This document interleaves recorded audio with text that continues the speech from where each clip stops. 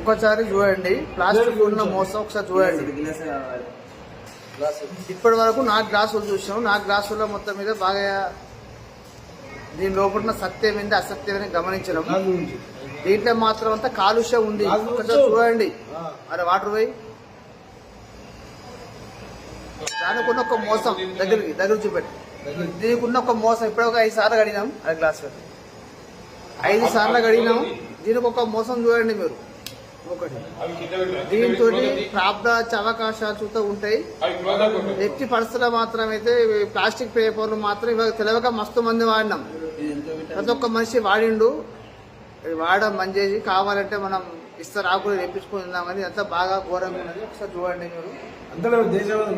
ఇలాంటి ఒక ప్రాబ్లం ఏ రకంగా ఉందో ఒకసారి చూడండి. కావాలంటే మీకు నిజం అబద్ధం ఒకసారి మీరు ట్రై ఒకసారి మీరు కనుక్కొని